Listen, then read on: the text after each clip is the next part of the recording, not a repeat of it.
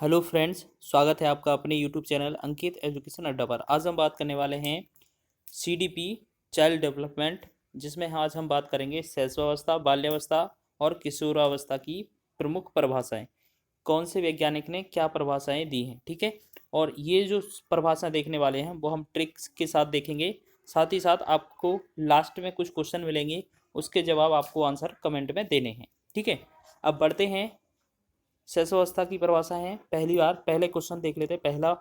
पहली परिभाषा है वाटसन की, ठीक है। वाटसन क्या कहते हैं? शैशवावस्था में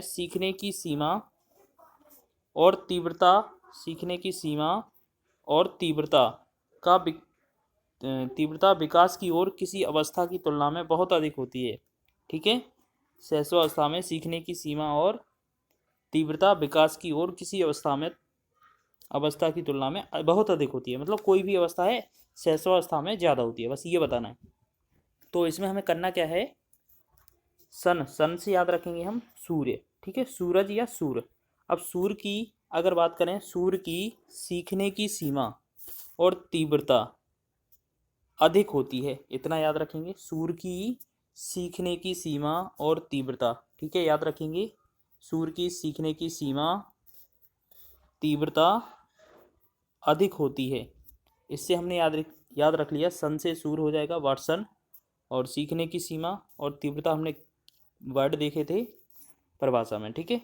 दूसरी देख लेते हैं क्रो एंड क्रो की। क्रो का मतलब होता है कौवा, ठीक है, कौवा। इसमें आपने परिभाषा क्या बनानी है कि बालक ने 20वीं शताब्दी में कौवे पकड़े।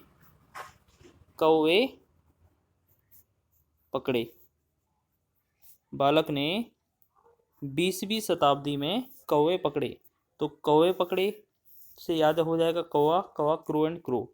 और 20वीं शताब्दी में बालक ने, ठीक है, 20वीं शताब्दी बालक की शताब्दी है, इसका मतलब है 20वीं शताब्दी में बालक ने कौवे पकड़े।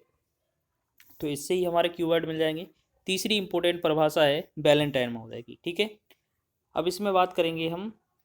14 फरवरी को वैलेंटाइन डे मनाया जाता है। वैलेंटाइन डे हम याद रखते हैं। 14 फरवरी को ब्लैक डे भी मनाया जाता है। ब्लैक मतलब क्या होता है? काला, ठीक है। काला से याद रखेंगे आदर्श काल। जो वह दिन है वो आदर्श काल है। शैशवावस्था सीखने का आदर्श काल है। वैलेंटाइन 14 फरवरी को हम याद रखते हैं काला दिन या काला दिवस, पुलवामा अटैक वाला, ठीक है। जैसे अगर हम बात करेंगे, आदर्श काल है, काल से याद रखेंगे काला, और 14 फरवरी है। 14 फरवरी कौन सा? Valentine day. तो वैलेंटाइन महोदय ने कहा है शैशवावस्था सीखने का आदर्श काल है, ठीक है। आगे बढ़ते हैं। चौथी परिभाषा फ्राइड की है। इसमें बोला जा रहा है बालक को जो भी बनना होता है वह प्रारंभ के 4 से 5 वर्षों में बन जाता है। अब आप क्या करते हैं? आप स्कूल जाते हैं, ठीक है। आप बचपन में क्या होता है, छोटे होते हैं जब स्कूल जाते हैं, तो आप मम्मी से क्या बोलते हैं? मम्मी, जो कुछ भी बनाना 4-5 मिनट में बनाना, फ्राई करके, ठीक है। जो कुछ भी बनाना 4-5 मिनट में बनाना, फ्राई करके। अब इसमें बोला है फ्राई करके, ठीक है। 4-5 मिनट से याद रखेंगे 4-5 वर्ष, और फ्राई से याद रखेंगे फ्राइड, ठीक है। आपने देखा, बहुत ही आसान सी ट्रिक है। अगला है जॉन लॉक। अब इसमें लिखा है, इसकी परिभाषा है शिशु कोरे कागज के समान होता है जिस पर लिखने का कार्य अनुभव के द्वारा किया जाता है। आपको क्या याद रखना है? कोई भी बच्चा होता है वो एक कोरे कागज के समान होता है, इतना तो आपको याद रखना है। होता है क्योंकि हम उस पर जो चाहे वो लिख सकते हैं, हम जो चाहे वो कर सकते हैं। और यदि हम किसी कमरे में, अगर हम उसे किसी कमरे में बंद भी कर दें, बंद का मतलब होता है लॉक कर दें, तो वह बच्चा भी हमसे कुछ नहीं कह सकता। तो हमने देखा शिशु कोरे कागज के समान होता है जिस पर लिखने का कार्य अनुभव के द्वारा किया जा सकता है। तो ये किसकी? जॉन लॉक की परिभाषा है। तो हमने क्या देखा? एक बच्चा होता है, वो एक कोरे कागज के समान होता है और वह कुछ भी नहीं कर सकता। हम चाहे उसे मारें, पीटें या कमरे में लॉक कर दें, बंद कर दें। तो लॉक करने से समझ में आया हमारा जॉन लॉक। आगे हमारी परिभाषा है छठवीं, एडलर, ठीक है। एडलर बालक के जन्म के माह बाद ही निश्चित किया जा सकता है कि जीवन में उसका क्या स्थान है। अच्छा, इसमें क्या कर सकते हैं? बालक जन्म लेता है और उसके बाद ही उसका निश्चित कर सकते हैं कि उसका जीवन में या समाज में क्या प्रभाव पड़ सकता है, कैसे क्या स्थान रहेगा।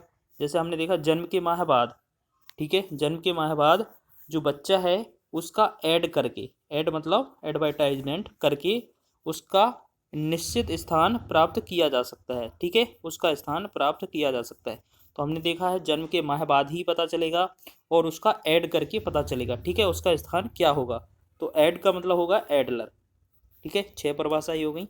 आगे बढ़ते हैं, बाल्यावस्था की परिभाषाएं। हाँ, एक चीज़ और बताना भूल गया आपको, जो शैशवावस्था होती है वो 0 से 6 वर्ष की अवस्था होती है। ये जो क्वेश्चन है यूपी टेट 2021 में पूछा गया है सीधा डायरेक्ट ही, उसमें आपके 0-3 और 0-6 वर्ष ऐसे ऑप्शन थे, 0-3 नहीं 0-6 ऑप्शन थे। उसमें दिया था 0 से 2 या 0 से 6, इस तरीके के कुछ ऑप्शन थे। तो हमारा आंसर था 0 से 6 वर्ष की आयु। अगला हम बात करते हैं बाल्यावस्था की परिभाषाएं। बाल्यावस्था की जो एज होती है वो 6 से लेकर 12 वर्ष तक होती है। अब इसमें पहली परिभाषा है कोल एवं ब्रूस की, ठीक है, कोल एवं ब्रूस की। अब इसमें क्या है, कोल से याद रखेंगे कोलगेट, क्या याद रखेंगे, कोलगेट, कोलगेट, और ब्रूस से याद रखेंगे ब्रूस। जब हम कोलगेट को ब्रूस पर लगाते हैं और करते हैं तो हमारा अनोखा काल शुरू हो जाता है, अनोखा काल शुरू हो जाता। कैसे, जब हम कोलगेट को अपने ब्रश पर लगाते हैं और अपना मंजन करते हैं तो हमारा अनोखा काल शुरू हो जाता है। ये आप ट्रिक याद रखेंगे, ठीक है। कोल एवं ब्रश से याद रखेंगे, इनकी परिभाषा है। और बाल्यावस्था संवेगात्मक विकास का अनोखा काल है। अगली रॉस की परिभाषा है, बाल्यावस्था को मिथ्या परिपक्वता की अवस्था कहा जाता है। तो हम इसमें याद रखेंगे ट्रिक क्या है कि बालकों को मीठा, मीठा से याद रखेंगे मिथ्या, ठीक है, बालकों को मीठा या मिथ्या रास नहीं आता है, ठीक है, रास नहीं आता है, बालकों को मीठा मिथ्या रास नहीं आता है। जैसे इसमें हमने क्या देखा, मीठा या मिथ्या, तो मिथ्या, मिथ्या परिपक्वता का अवस्था हो जाएगा, रॉस से याद आएगा रॉस, ठीक है। रॉस की परिभाषा है, बाल्यावस्था को मिथ्या परिपक्वता अवस्था कहा जाता है। आगे बढ़ते हैं, तीसरी परिभाषा किलपैट्रिक की, बाल्यावस्था प्रतिद्वंदात्मक आवश्यकता है। इसमें क्या करते हैं, हम 2 बालक लेते हैं, ठीक है, यहाँ पर एक बालक हो जाएगा, ठीक है, और यहाँ पर दूसरा बालक।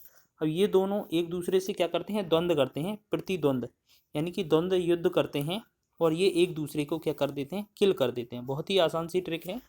2 बालक होते हैं, वो प्रतिद्वंदी करते हैं, या हम बोल सकते हैं प्रतिद्वंद करते हैं, बिल्कुल युद्ध करते हैं और एक दूसरे को किल कर देते हैं। तो किलपैट्रिक की परिभाषा हो जाएगी, बाल्यावस्था प्रतिद्वंदात्मक अवस्था है।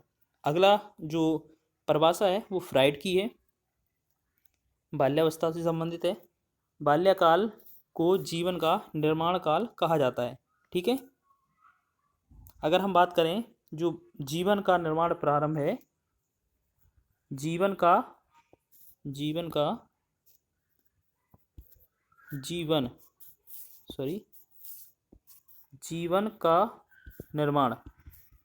निर्माण बोले सकते हैं हम, प्रारंभ, जीवन का निर्माण फ्राई करके शुरू होता है, ठीक है, फ्राई करके शुरू होता है, शुरू, ठीक है, फ्राई याद रखेंगे, फ्राई से हो जाएगा फ्राइड। और बाल्यावस्था को जीवन का निर्माण काल कहा जाता है, यहाँ निर्माण नहीं है निर्माण है, ठीक है। तो फ्राई करके ट्राई करके हम याद रखेंगे, ठीक है। फ्राइड का जो परिभाषा है वो क्या है, बाल्यकाल को जीवन का निर्माण काल कहा जाता है। अगली परिभाषा है स्ट्रेंज की, स्ट्रेंज की याद रखेंगे, स्ट्रेंज से स्ट्रेंज, स्ट्रेंज, ठीक है, स्ट्रेंज का मतलब होता है विचित्र बात, ठीक है, विचित्र बात। चलिए पहले इसकी परिभाषा देख लेते हैं। शायद ही ऐसा कोई खेल है या होगा जिसे 10 वर्ष का बालक खेल ना पाए। इसमें क्या लिखा है, शायद ही ऐसा कोई खेल होगा जिसे कोई 10 वर्ष का बालक खेल ना पाए।